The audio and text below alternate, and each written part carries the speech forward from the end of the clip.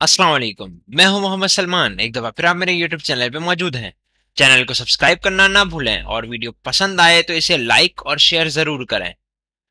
आज हम लोग जो है वो HTML कलर्स और हेक्स कलर्स को यूज करने की बात करेंगे कि हम फ्लटर में डायरेक्टली एज अ स्ट्रिंग, जिस तरह से हम HTML की अगर बात करते हैं, आप HTML में एक हैश कोड जाके लिख दें तो वो डायरेक्टली इंप्लीमेंट हो जाता है। तो यही चीज हम फ्लटर में किस तरह से अचीव कर सकते हैं विदाउट एनी पैकेज। पैकेज तो बहुत मौजूद होते हैं, लेकिन इससे हमारी जो अपनी पर्सनल स्किल्स है वो ग्रो नहीं हो पाती। तो आज हम लोग थोड़ा सा इस चीज को एक्सप्लोर करेंगे कि इस तरह के काम हम जो है वो किस तरह से खुद से कर सकते हैं विदाउट एनी पैकेज। ठीक है। तो इस चीज को हम चलें बढ़ाते हैं कि हम किस तरह से कर सकते हैं।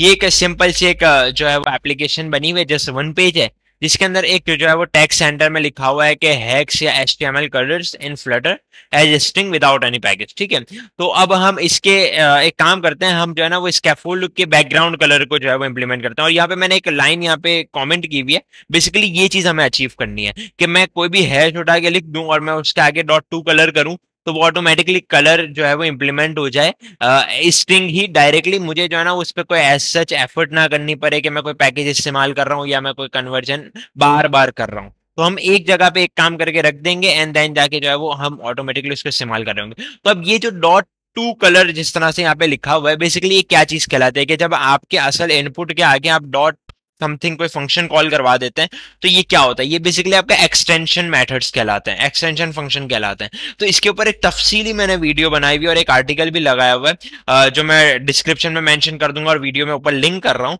तो जिससे आपको एक बेसिक अंडरस्टैंडिंग आ जाएगी कि एक्सटेंशन मेथड्स क्या होते हैं और ये इसको हम किस तरह से बना सकते हैं। आज हम टू दी पॉइंट बिल्कुल जो है वो एक एक्सटेंशन मेथड डिजाइन करेंगे जो कि स्ट्रिंग के लिए होगा, कि जो हमारे स्ट्रिंग जो HTML कलर्स हैं उनको कन्वर्ट कर देगा किसके अंदर, हमारे कलर के अंदर। तो चले हम इसको भरते हैं।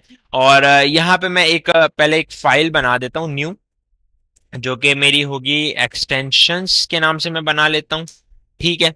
और इसके अंदर हम जो है वो इंपोर्ट करवा देते हैं मटेरियल को एंड देन जाके जो है वो यहाँ पे मैं एक क्लास बना, सॉरी, हम जब अब एक चीज ये है कि जिस तरह से मैंने आपको वीडियो में बताया था कि हम एक्सटेंशन जिस तरह से हम क्लास बना रहे होते हैं तो हम क्लास के कीवर्ड से उसको डिफाइन करते हैं, इस तरह से जब हम एक्सटेंशन बनाते हैं तो हम उसको एक्सटेंशन के कीवर्ड से कर रहे होते हैं। तो यहाँ पे मैं एक्सटेंशन कर दूंगा, मैं HTML कलर्स इस एक्सटेंशन का नाम रख लेता हूँ।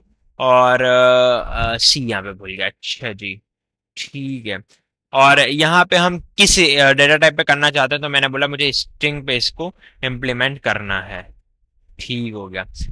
तो आप देख सकते हैं यहाँ पे मेरे पास सजेशन भी इसकी आ रही है कि मैं किस तरह से इसको कन्वर्ट कर सकता हूँ। ये चीज भी अगर आपको अपने आईडी में एम्बेड करनी है तो आप मेरा ट्यूटोरियल गिटहब कोपायलट का देख सकते हैं कि आप किस तरह से गिटहब कोपायलट जो है एक्सेस कर सकते हैं और कॉन्फ़िगर कर सकते हैं अपने आईडी में, ताकि आपका कोड भी ऑटोमेट हो जाए। तो वो वीडियो में ऊपर लिंक कर रहा हूँ, वहां से देख सकते हैं। तो अच्छा जी, तो ये मेरे पास एक टू कलर का मेथड आ गया है। अब इसको जरा सा हम देखते हैं कि क्या सीन है। जिस तरह मैंने आपको बताया कि हमारे कलर पैटर्न को पहले देखना है कि हमारे कलर पैटर्न में सबसे पहले हैश आता है, तो हमें हैश से पहले जान छुड़ानी है अपनी। ठीक है।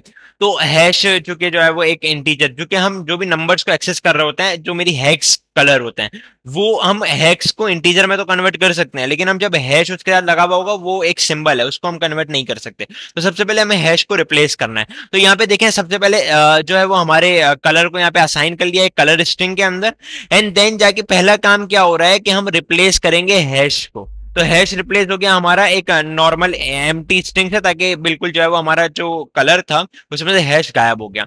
देन जाके अब हमारी लेंथ जो है वो 6 होनी चाहिए, क्योंकि कलर कोड जो हमारा होता है हेक्साडेसिमल का, वो बेसिकली 6 डिजिट पे डिपेंड कर रहा होता है। ठीक है ना। तो अगर हमारा ये 6 डिजिट है तो इसका मतलब बिल्कुल परफेक्ट है। अब सिर्फ हमें क्या करना है कि उससे आगे एफ एफ लगाना है। एफ एफ बेसिकली क्या है कि आपकी हेक्स हेक्साडेसिमल के एक सिंबल है कि जिससे ये इंडिकेट होता है कि हाँ ये हेक्साडेसिमल वैल्यू आपकी है। ठीक है। तो अब आपने एफ एफ उसके अंदर बाइंड कर दिया, किस तरह से आपने एफ एफ प्लस और फिर आपका जो एक्चुअल कलर था जो हमने हैश जिसमें से रिप्लेस किया था उसको आपने यहाँ पे असाइन कर दिया। ठीक है। तो अगर ये 6 डिजिट है तो कोई मसला ही नहीं है, सिर्फ हम एफ एफ इसके अंदर क्या कर देंगे, कॉन्कैटिनेट कर देंगे। लेकिन अगर ये ऑलरेडी 8 है ठीक है ना। तो 8 का मतलब यह है कि 6 ये है और एफ एफ ऑलरेडी उसमें लगा हुआ है, क्योंकि अगर हैश लगा हुआ होता तो हैश लगाने का मतलब ये होता है कि वो क्या है कि 7 आपके जो है वो डिजिट्स हो गए उसके अंदर, ठीक है। लेकिन 7 डिजिट्स का जो है वो हमारा, इसका मतलब हैश है, हमें हैश को रिप्लेस करना पड़ेगा। लेकिन ऑलरेडी अगर वो 8 डिजिट है तो 8 डिजिट का मतलब है कि एफ एफ भी आपके कलर के अंदर ऑलरेडी लगा हुआ है। तो अगर एफ एफ आपके कलर में ऑलरेडी लगा हुआ है तो आपको फिर कुछ और लगाने की जरूरत नहीं है। तो सिंपल स्टेप हम फिर क्या करने वाले हैं कि हम यहाँ पे पार्स करने वाले हैं। तो अब पार्स आप क्या करेंगे कि आप इन डॉट पार्स, और आपको ये मेथड पता होगा कि आप किसी भी जो है वो स्ट्रिंग को इंटीजर में पार्स कर सकते हैं इन डॉट पार्स के मेथड से, ठीक है। तो इन डॉट पार्स के अंदर हम अपना कलर स्ट्रिंग पास कर देंगे तो वो पार्स कर देगा। लेकिन अब वो स्ट्रिंग जो पास कर रहा होता है वो सिर्फ 1 2 3 4 5 9 तक डिजिट्स को पार्स कर पाता है। तो हमें फिर उसको ये भी बताना होगा कि भाई ये हेक्साडेसिमल नंबर है, ये नॉर्मल नंबर नहीं है एज अ स्ट्रिंग। तो उसको बताने के लिए हम रेडिक्स के जो है वो पैरामीटर के अंदर इसको बेस बताते हैं कि बेस 16 बेसिकली हेक्सा की होती है। तो हम इसको 16 पास कर देते हैं कि ये जो हमारी बेस चलने वाली है वो 16 है। रेडिक्स बाय डिफॉल्ट जो है वो रेडिक्स जो है वो 10 होता है, जो कि हमारी बेस 10 चल रही होती है नॉर्मल हमारी लाइफ के अंदर। तो आप इसके अंदर इन डॉट पार्स करके अपना कलर स्ट्रिंग और रेडिक्स 16 पार्स कर देंगे, तो आपका ये एक तरह से कलर को इंटीजर में कन्वर्ट कर देगा, आपकी जो स्ट्रिंग वैल्यू थी, और आप उसको कलर के ऑब्जेक्ट में पास करेंगे तो ये आपका जो है वो कलर बन जाएगा। तो इस तरह से आप जो है वो इसको जो है वो कलर में पास कर सकते हैं। और अब हम इसको देखते हैं कि हम इसको इस्तेमाल कैसे कर सकते हैं। मैं इस कमेंटेड लाइन को खोलता हूं और उसके बाद जो है वो क्योंकि एक्सटेंशन की हमारी फाइल है उसको ऊपर इंपोर्ट करता हूँ। अब जैसे इंपोर्ट हो गई तो एक कलर जो है वो यहाँ पे आप देखें एरर नहीं आ रहा, और मैं जैसे इसको रीस्टार्ट करता हूँ एप्लीकेशन को, तो आप यहाँ पे देखेंगे कि मेरी स्क्रीन का कलर ऑटोमेटिकली अप्लाई हो गया। अब आपको टेंशन लेने की जरूरत नहीं, आप HTML कलर को कहीं से भी उठाते हैं, आप उसे simple as a string use करें, आगे डॉट टू कलर की एक्सटेंशन इस्तेमाल कर लें, आपका वो जो है वो कलर के तौर पे इस्तेमाल हो जाएगा।